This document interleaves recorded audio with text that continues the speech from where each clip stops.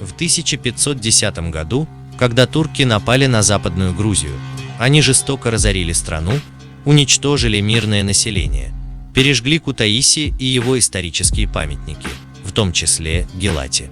Однако это не было единственной жестокостью, которую они совершили. Мы знаем и другие, более ужасающие факты.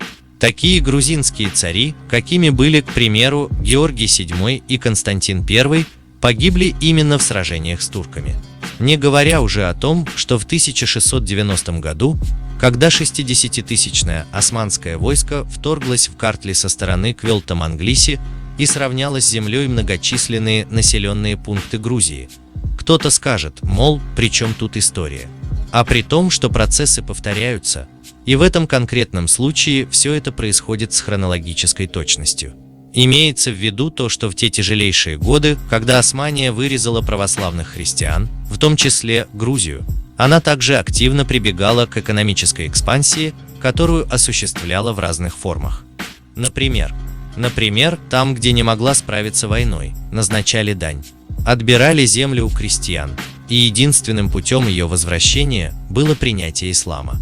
Кроме того, ежегодно тысячи пленных вывозили из страны, в основном молодежь. Турция – то государство, которое веками убивало мирных людей в Аджарии и не только. Кстати, 2 века назад в Чарохском ущелье за один день они обезглавили 30 тысяч грузин. Причиной было то, что они не приняли ислам. Это была империя, которая на протяжении веков совершала немыслимое зло, и это не отрицают даже сами турецкие летописцы. Посмотрите, что пишут известные турецкие и иранские историки Хасан Румлу, Искандер Мунши, Мустафа Найма, Евлия Челеби и другие. Жестокость турок не имела границ, и все это продолжалось до 1801 года, пока Грузия не вошла в состав России. Вот уже после этого начинается изгнание отсюда турок русскими штыками и возвращение территориальной целостности Грузии, и этот процесс продолжался до 70-80-х годов XIX века. В тот период Россия, как известно, дошла почти до Стамбула. И если бы не активное вмешательство Запада в пользу Турции, великую цель православного христианства исполнила бы Российская империя, вернула бы православному миру Константинополь, названный турками Стамбулом. Сегодня любую критику в адрес Турции либеральная элита расценивает как тюркофобию и называет частью российской пропаганды. Какие рычаги в этих условиях существуют в стране, чтобы действовать против агрессивной пантюркской идеологии?